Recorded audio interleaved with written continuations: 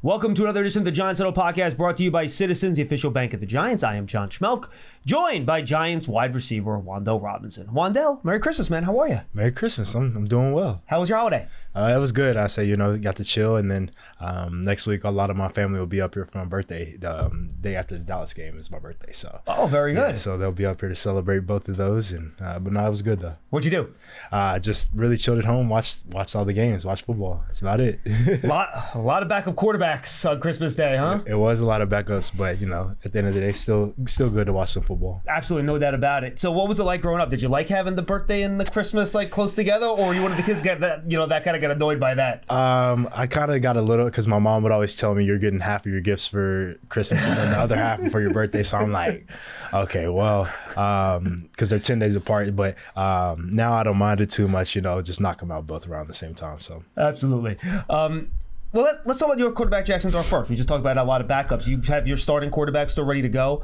What has it been like kind of seeing him develop live and in person? You've been around a lot of quarterbacks here as a member of the Giants. What has it been like kind of see him come into his own and figuring out how to play quarterback in the National Football League? It's been great. Obviously, he's going to have his ups and downs, but, he comes and prepares the right way and does everything that you want your quarterback to do. And, you can just see each week that he's kind of growing in some aspect of the game. And I think that's all you can ask of him. What was the adjustment you had to make going from DJ to Russ, then to Jaxson, given how unique all kind of three of their play styles are? Yeah. One, I'd say he probably has a little bit more spin on the ball than those three. I say really? he can spin it whenever he wants to put some heat on it. And then also I say, obviously, his legs, just the way he's so mobile and, no play is dead with Jaxson back there. So luckily a couple of the big plays that I've had have come off him, just, creating outside the pocket and me just making sure that I finding him and finding where he's got to go. They're called out of structure plays, right? That's what people kind of call them. But how much structure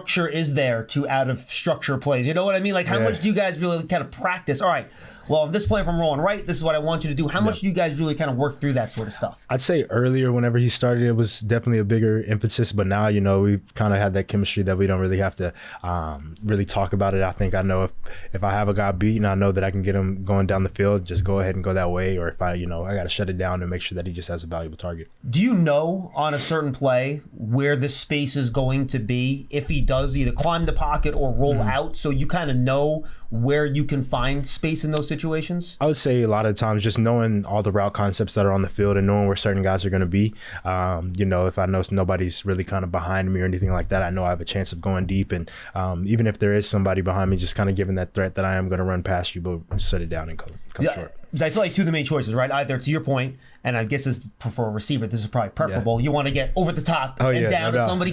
Someone starts looking back in the backfield, they lose track of you, can kind of get behind them.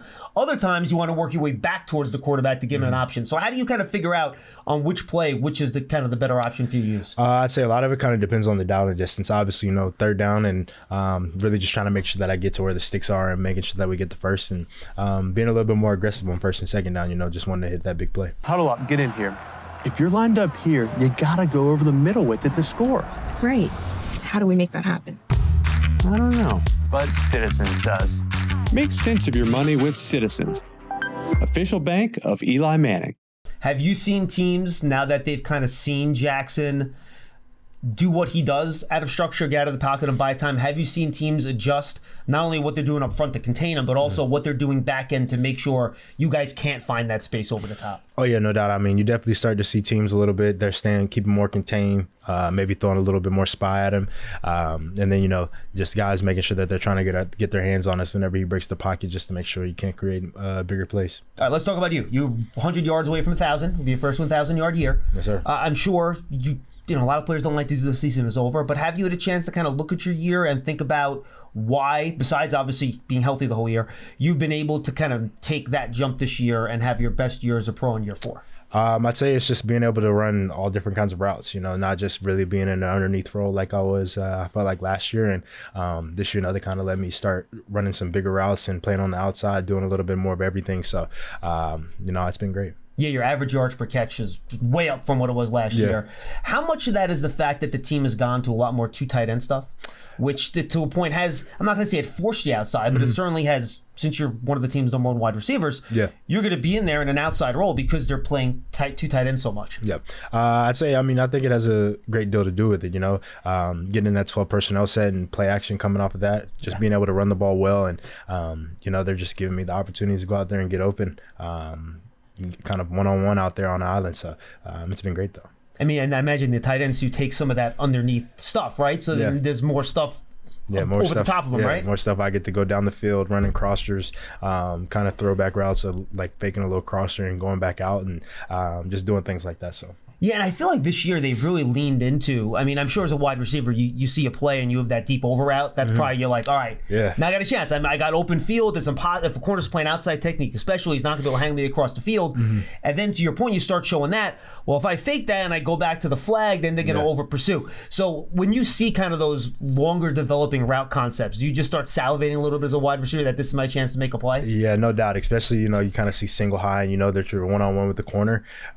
You're like, and especially like sometimes they give me an option where I can go to the crosser or I can break it back out. So I get the option of whatever I want to do and just kind of how I want to play with the route. So really, even everyone thinks of these option routes as you're on the slot, you're one-on-one, you can either go inside or out or stick or whatever. So you're given the option on some of these deep concepts where you can read the corner and safety and run whatever you want? Yeah. I say I get to go basically a 15-yard option route. And just at the end of the day, they're just like, go get open. So that's pretty good. All I can ask for from my coaches, like I said, they're putting me in great positions to go out there and get open. I've talked to you a lot about the advantages of playing the slot, two-way goes and all that sort of stuff. As you've played more outside wide receiver this year, what are some of the advantages you think a wide receiver has being able to play closer to the sideline on the perimeter? I feel like you don't get I feel like whenever I'm in the slot now, I get a couple more bracket coverages and things like that. Guys pushing to me, especially in zones. On the outside, sometimes it's more like, you just got to go win. And, sometimes that's exactly what I want to do. What kind of additions did you have to make to your game, whether it's maybe releases and stuff like that? Did you have to make this offseason to have the type of success playing that non-slot role that you've had this year? Yeah, I'd say I definitely added a couple more releases to my package and, just focused on being a complete receiver. Was down in Atlanta, didn't really take any breaks, just was kind of full throttle ahead, just training and just doing everything that I could just to make sure I was a well-rounded receiver. If you want to know how to manage 2 minutes of crunch time football, I'm your man. But if you're wondering about a long-term financial plan, you should talk to Citizens. Hey, I can also talk lawn care. I'd like to learn about a mowing routine. Yes, I knew I could help. Make sense of your money with Citizens. Now, you've been through some changes here. What has it been like just for you dealing with all the changes, whether it's the head coach, the offensive coordinator, just, kind of go through the whole gamut as to all the changes you've had to deal with over the course of the year? It hasn't been too bad, obviously. I say luckily I have a pretty good relationship with Cav, had a pretty good relationship with Dabes, and so was always able to talk to them about anything that was going on and about what I wanted in a game plan or how I felt about a certain route. So it's been, at the end of the day, it's still been pretty good for me, but everybody still has to adjust to how everything's going. Yeah, how about the Raiders? Patrick Graham runs a lot of different types of zones. He's leaned a lot into cover 3 this year, if I remember the percentages right. What are some of the things that he does with that pass defense? Because it's actually been pretty good this year, even though they've struggled a little bit as a team. What do they do from a pass defense perspective that might give your pass offense a little bit of trouble today? They, like you said, they just are able to they match some stuff pretty well, and they play like they're really smart. Their sticks awareness, especially on third down and stuff like that. And they got some guys that can run, and especially at that linebacker level, they can run and carry crossers and stuff like that, which you would think would be those cover 3 things, but just being able to find that space and get open. And no big plays. They've really kind of put a little over the top. What is it about the way they play that allows them to prevent those big plays? Yeah, like those corners, they're getting up out of there. The safeties, they play pretty deep too.